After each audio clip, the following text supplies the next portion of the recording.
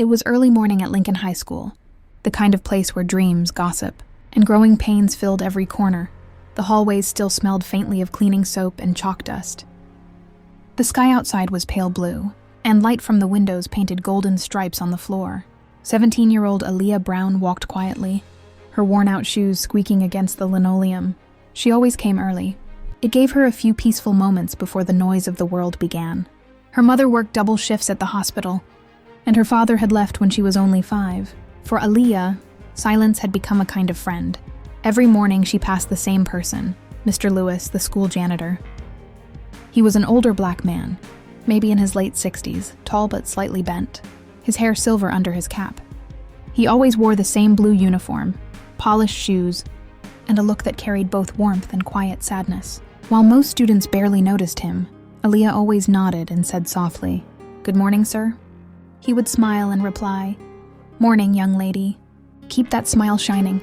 It became their small ritual, a flicker of kindness in an otherwise indifferent world. One morning, Aaliyah noticed something curious.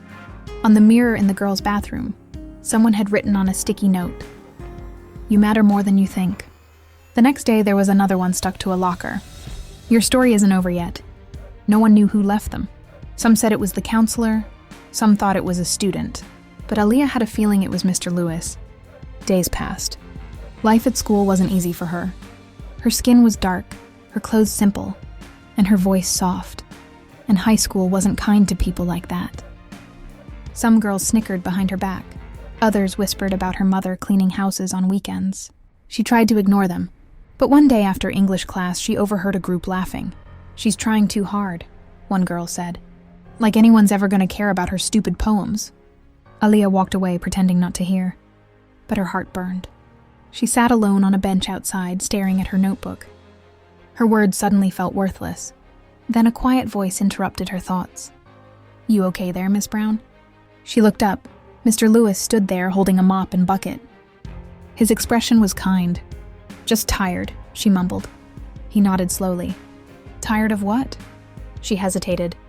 "Of being invisible." He leaned on his mop handle. "Invisible?" He repeated softly. "Child, sometimes the ones people don't see are the ones who shine the brightest. They just have to keep glowing till the right eyes find them." That simple moment, those few words, stuck in her mind like sunlight trapped in a glass jar. That night when she went home, she couldn't stop thinking about how someone who had every reason to be bitter still spoke kindness into others. So she decided to do something no one else had ever done. She wrote him a note. "Dear Mr. Lewis, I see you every day. You make this school shine even when no one notices. You remind me that being quiet doesn't mean being small. Thank you for making others feel seen. Aaliyah." The next morning, she slipped the folded paper into his cleaning cart before class. That afternoon, when the school grew quiet and the halls emptied, Mr. Lewis found it. He paused, wiped his hands on his uniform, and slowly opened the note. For a long moment, he didn't move. His eyes watered and he sank to a chair, reading every line twice. The air in the empty hallway felt sacred. After decades of silent service, mopping floors, cleaning messes, and smiling through disregard, someone had finally said thank you. That evening, as the sky darkened, Mr. Lewis didn't go straight home. He walked instead to a small cemetery at the edge of town. There, beneath a willow tree, lay 2 graves. One for his wife, Clara, gone too soon. The other for his daughter, Grace, taken at just 16. He knelt down and placed Aaliyah's note between their headstones. His voice trembled. "You'd have liked her," he whispered to the wind. "She's got your heart, baby girl." Tears rolled down his face, but for the first time in years, they weren't only from sorrow, they were from being seen. The following week moved slower than usual at Lincoln High. Aaliyah kept replaying the moment when she left that thank you note in Mr. Lewis's cart. Every morning when she passed him in the hall, her heart fluttered with curiosity. Had he found it? Had he read it? Did it even matter? Then one afternoon, when she opened her locker, something fluttered to the ground. A small envelope, old-fashioned, cream-colored, her name written on it in neat cursive. Inside was a short letter. "Dear Miss Aaliyah, thank you for reminding an old man that kindness still exists. You've got a gift. Keep using it. Mr. L." Behind the note was an old photograph, faded at the edges. It showed a young Mr. Lewis, tall, proud, with that same gentle smile, standing beside a teenage girl holding a piano trophy. Her grin was radiant, her eyes alive. On the back of the photo, a single word was written. Grace, 2001. Aaliyah stared at it for a long time. Grace, his daughter? His student? Something about the picture stirred a strange warmth inside her, and an ache she couldn't explain. Later that day, after lunch, she saw Mr. Lewis wiping the hallway floors near the science lab. His back was slightly bent, his hands moving in slow circles, polishing the floor until it gleamed like a mirror. Aaliyah hesitated, then walked closer. "Sir?" He looked up and smiled. "Afternoon, young lady." She held out the photo gently. "Is this your daughter?" His face softened, then stilled. He took the photo carefully, his fingers trembling. "Yes," he said quietly. "That's my Grace, my only child. She looks happy," Aaliyah whispered. "She was," he said, smiling faintly, though his eyes began to glisten.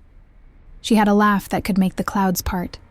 Played piano like her soul was made of light. He was quiet for a long moment, lost in memory.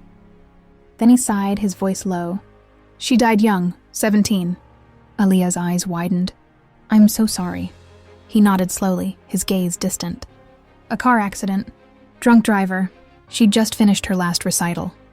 That night, she said she felt on top of the world. And by morning, she was gone. A hush fell over them. Even the hallway seemed to go still. I used to be a music teacher," he continued softly. "Right here at Lincoln High, before all this." Aaliyah blinked in surprise. "You taught here?" He nodded. "For 20 years. Music, choir, piano. Grace used to practice in the same auditorium you kids still use. I can still hear her playing when I walk by those doors." His voice trembled slightly. "After she passed, I couldn't teach anymore. The sound of a piano, it hurt too much. So I left, traveled a bit. Then one day I came back, applied for the janitor job. The principal thought I was crazy." He smiled faintly. "But I told him I didn't need to teach anymore. I just needed to be where my girl had once laughed." Aaliyah's throat tightened. "That's the most beautiful thing I've ever heard." He chuckled quietly. "Life's full of sad songs, Miss Brown, but sometimes the melody still carries hope." Aaliyah didn't know what to say. For the rest of the day, she couldn't stop thinking about his story, how he'd carried such deep pain behind his gentle smile. She realized something profound. People carry entire worlds behind their quietness. That night at home, she wrote in her notebook. "Some people heal others by simply surviving. Mr. Lewis doesn't talk about pain, he teaches peace. Through small acts of kindness." She didn't show that note to anyone. It was her secret way of keeping his light alive. A month later, the principal announced a special assembly. Lincoln High's Unsung Heroes. The auditorium buzzed with chatter.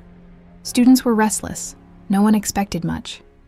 When the principal called, "Mr. Lewis, our janitor of 20 years," a polite wave of applause followed. He walked up, humble, shy, wiping his hands on his uniform. Then the principal continued. "But today's recognition comes from a student who reminded us that gratitude can change a life." The lights dimmed, and suddenly, Aaliyah's handwritten letter appeared on the projector. Her words, "Thank you for making this place shine when no one's watching," echoed through the hall. Gasps, then silence. Mr. Lewis stood still, tears glimmering. He turned slowly to see Aaliyah walking up to the stage, her hands trembling but her smile strong. "Sometimes," she began softly, "heroes don't wear capes. Sometimes they wear blue uniforms and carry mops." A murmur rippled through the crowd. Some students bowed their heads. Others wiped their eyes. She continued, "Mr. Lewis reminded me that kindness doesn't need an audience. It just needs a heart." The applause that followed shook the entire hall. Students stood cheering. Even teachers were crying. Mr. Lewis walked to her, voice cracking as he whispered into the mic. "You gave me back my daughter, Aaliyah. Thank you."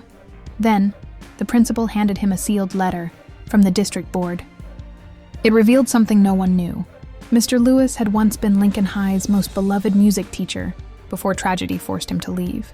He had returned as a janitor, not because he had to, but because his heart couldn't. Leave the place where his daughters' laughter once lived. By the time the assembly ended, the story had already begun to spread online. Someone had recorded the moment, and within hours the clip went viral. The internet lit up with comments like, "I'm crying. We need more Aaliyahs and Mr. Lewises in this world. Kindness changes everything. Days later, news crews showed up. National headlines read, "Teen's thank you note to Janitor Sparks, emotional chain reaction." But neither of them cared about the fame. They still met every morning. Her smile, his nod, their shared understanding that love and gratitude can heal the deepest wounds. And one day, Aaliyah asked him, "Do you ever miss teaching music?" He smiled. "Every day." She grinned. "Then maybe it's time to teach again." The following spring, Mr. Lewis returned to the classroom, not as a janitor, but as a music mentor for students after school. His first student, Aaliyah, and together, they played the piano under the fading light, two souls connected not by blood, but by the quiet, eternal rhythm of gratitude.